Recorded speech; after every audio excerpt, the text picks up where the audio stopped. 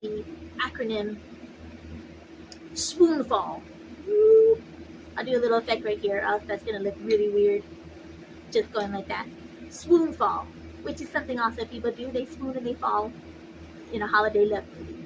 And each letter in that acronym stands for one of the 9 key elements in a holiday love movie. So first we will start off with S, which stands for scarves. So many freaking scarves.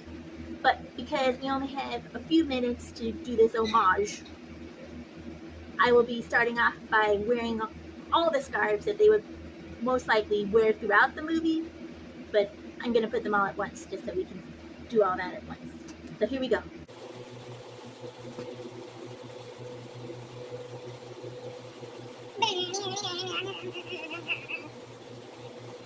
If I don't put in background music later on, and this will just be me doing. I think I may do. All right. So now that we got the scarves covered,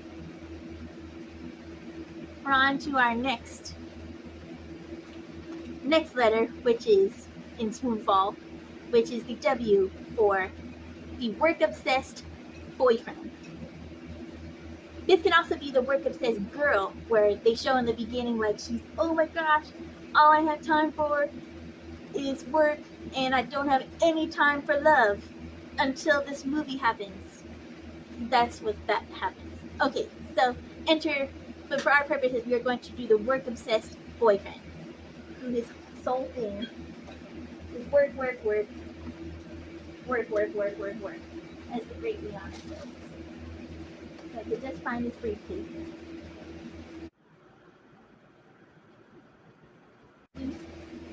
Oh, here it is. That's it. All right. So introducing Simon T. Rex is playing the part of the overwork obsessed boyfriend. All right, come on in.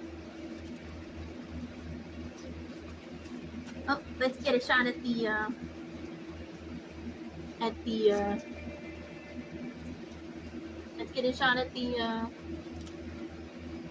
suitcase, which I worked so hard on. Don't turn it the other way because it's not colored in. All right, so this is the work obsessed boyfriend. Hello, work obsessed boyfriend. I'm so not quite fulfilled by you, but you're all that I have so far, and I haven't met that secret once in a lifetime love yet. So work.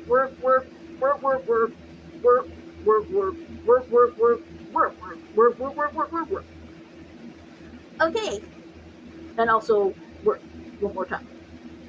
Okay, and now I will hug you and also look at the camera at the same time to show everybody that I'm not quite fulfilled by being with you, and that I'm still looking for that other person, and that you don't quite fulfill it, and the audience knows that this isn't the guy for me. Okay, here we go.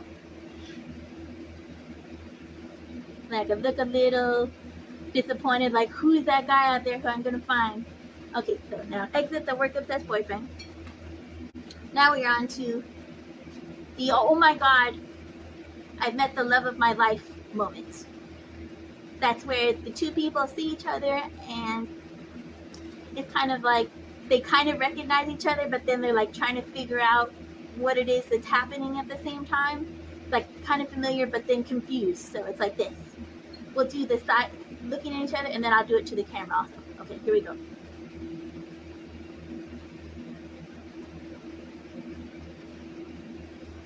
Now I'll do it to the camera, as if you are the person that I'm falling in love with. Okay, here we go. I'll just look up from doing something else in my work busy life, maybe, and I go.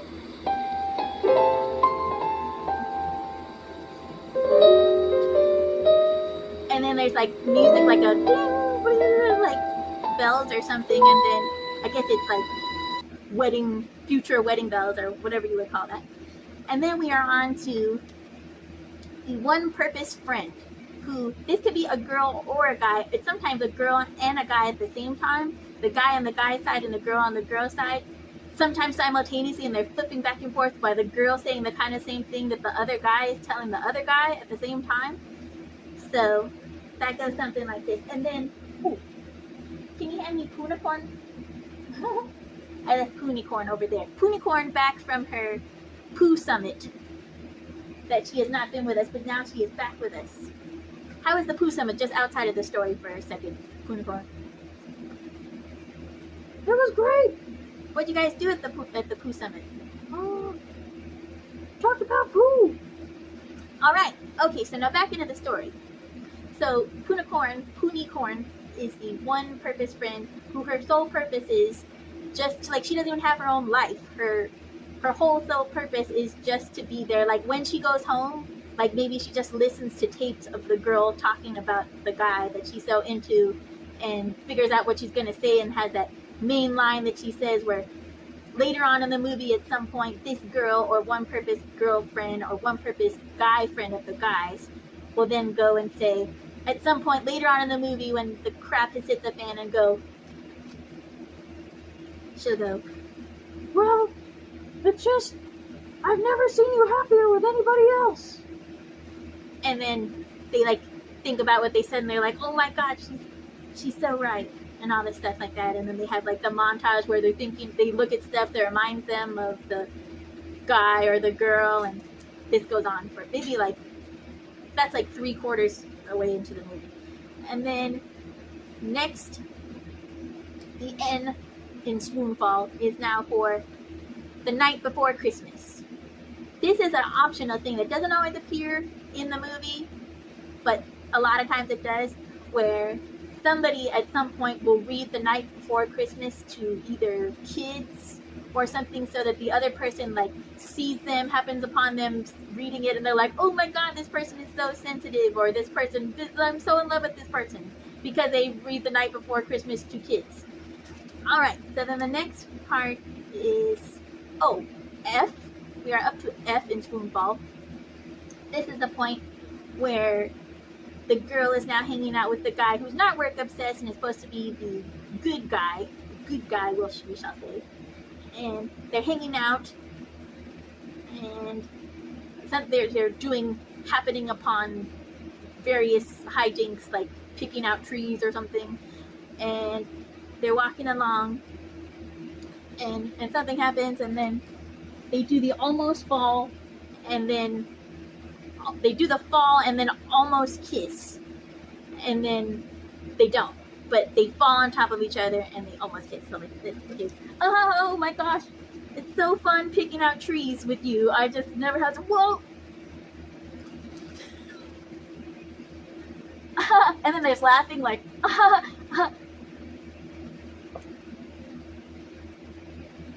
and then they don't kiss.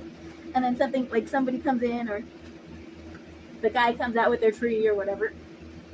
And then of course afterwards they're just thinking about that moment, like, oh my gosh, we almost kissed and it was almost great and all this stuff. Okay. Now we're about 3/4 away into the movie, and now we have gotten to the A for argument, which is where they get in a big argument about nothing. Usually it's like a misunderstanding, or it's like they thought they were up to no good, but it turned out they weren't really, or it's they think there was somebody else because they happen to like pass by when they were with their like sister or something like that. And then they think they're with somebody else, and they're like, oh, and they feel all hurt, and they're like, what are you talking about? And then so let's reenact that real quick with Larry the Smurf, who I've named Larry the Smurf. So let's do the oh my god, you were just with me because you were trying to get fodder for your romance novel. This was all, you were just using me. Or what's another one? Or, oh, you were really just gonna go back to your old DJ life and just leave me behind, and you took me to this nice dinner. That's Naughty and Nice. I love that one. Or the one Desperately Seeking Santa, which I also love, with Nate from Legends of Tomorrow and Supergirl from Smallville. And they go, and she thinks that she's actively trying to shut down his family's family-owned pizza place, but she didn't know or something, and then she ends up actually trying to save the spoiler alert or whatever. As you can see, it always turns out in a happy ending. I've never seen one without a happy ending, but maybe there's time for that. Okay, and so then, oh my god, you did all this stuff, flap, and oh my god, oh I'm so, like, I've only known you for like 3 or 5 days, but this hurt me like real bad. Like, I can't believe you did this. I trusted you after like 3 or 5 days, and then slap, and then, you know, they're mad at each other for however long. Usually like 10-15 minutes of the movie. Okay, now we're back to L, which stands for the last minute declaration. Or at the last minute, I'm leaving for my big job in New York or whatever, and the guy comes in at the last minute in like the rain, and I'm just about to get on the plane, and then he says, oh my god, that was a misunderstanding. I wasn't trying to go back to my old DJ life, or I wasn't trying to write a romance novel using you so that I could make money or whatever. And then they come in, and then it's, you know, then, oh, and then sometimes they propose even though they've only known each other for, you do the math in your head, and it's like, wait a minute, they've only known each other for like a week or like 5 days or something, and they've developed this strong bond. I'm not saying that doesn't happen in real life, but I mean, I don't know, maybe I'll get proved wrong sometime, I don't know. So then he comes in and he's like, oh my god, wait, let me, and he's like, oh my god, I just want you back in my life. I was wrong, and I don't want to write that romance novel. It wasn't even about that. And I don't want to sell the library or whatever. I want you to be in my life. That's Christmas Bell, by the way, with Nicholas Gonzalez from Resurrection Boulevard and Haley Duff, the girl, Lizzie McGuire's sister, who also is a star in her own right, especially in these holiday love movies. I can take it in all day. She is also in Naughty and Nice with Tilky Jones, who appeared on Nashville. Okay, so then, like, oh, I need you in my life. It's raining, but that's how much I love you. And then I go, so you didn't really mean to, you know, sell me down the river and all that stuff. You really do care? And then he's like, yes, I just want to be with you. And then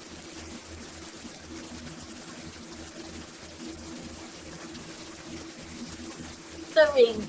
Oh my god. We've only known each other 5 days or to 2 weeks, but you want to marry me? Of course I will. And then, ha ha ha, yes.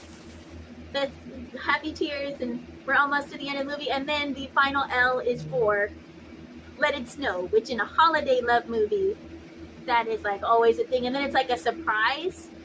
It's like they're taking them back there. Oh, we're getting back together. And oh, and we forgot to do the kiss. Hold on. We will do the old-timey kiss, move around a lot, but no tongue kiss. Okay, here we go.